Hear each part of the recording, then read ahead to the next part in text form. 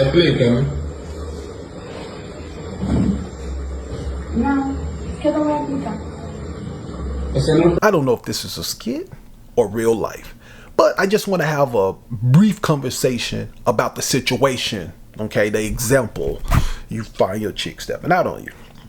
The one thing you better not do is allow this chick to send you to jail, to end your life based off you killed a man, you don't do nothing to her, now you go to jail and she's still gonna mess with who she's gonna mess with who she wants to mess with. Or the other thing, you take out both of them, now you're out of there forever. There's no law.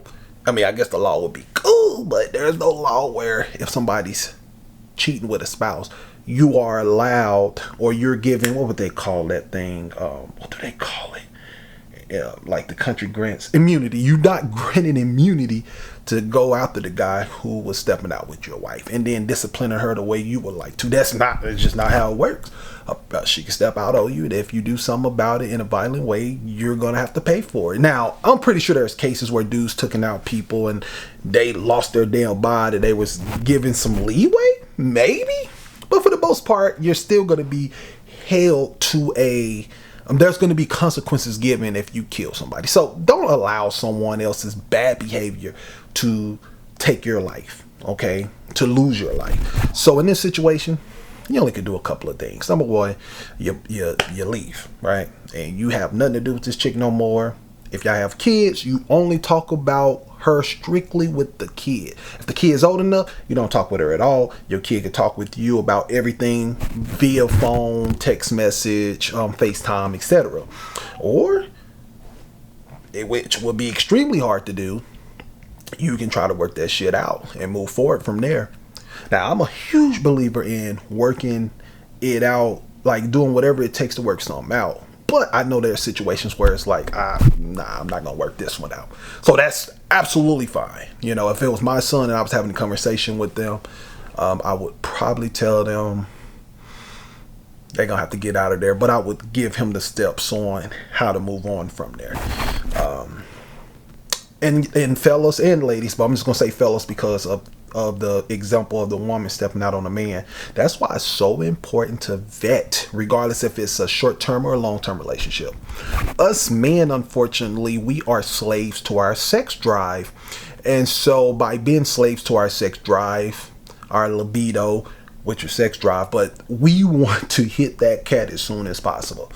Imagine hitting a chick the first week you get her pregnant. You didn't get to know, you ain't get to talk to her family to understand, because when you talk to the family members, you kind of understand her background, you kind of understand where she comes from, and even if she puts on a front to act like she's this good wholesome girl, you're gonna get an ideal of her background. So that right there is gonna have your antennas raised, right? So it is imperative that you vet these women and try not to hit them as soon as possible in terms of having sex. Now, if you want to mess with a sex worker, which I wouldn't advise, or mess with a woman that you're never going to have a relationship with, I guess maybe, but even then you better use a condom, because again, if you're not vetting that person, you don't know what they're capable of. Like I said, you have a sex with this woman, she gets pregnant.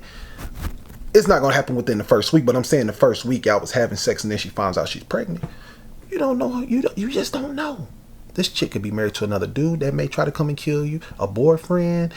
She has family members. Maybe you don't want to be with her no more. Now she goes and lies to them and say you was hitting on her. Now you got to worry about that.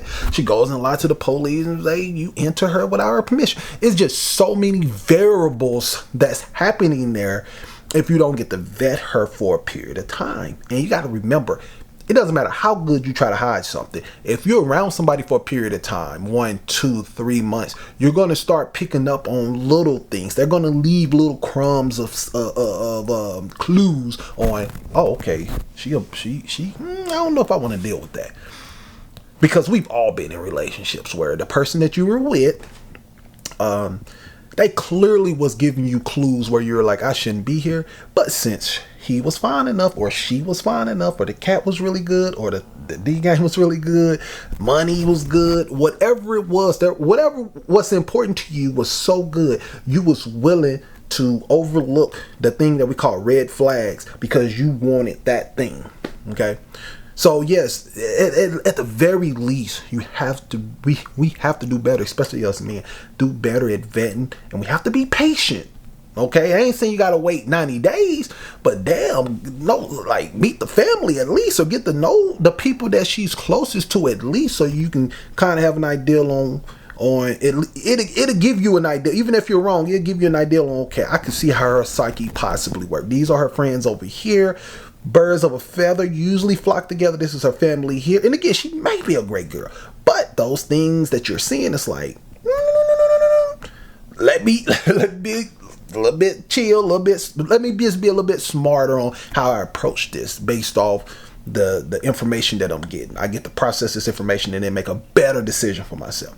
Anyways, man, I hope y'all enjoyed this. Hopefully, I was able to talk about something for y'all. But anyways, if somebody want to add something to the video, I would appreciate that, because I love to learn from others as well. Anyways, to the next video. If you made it this far on the video, thank you. If you hit the sub button and join the Maxwells, thank you.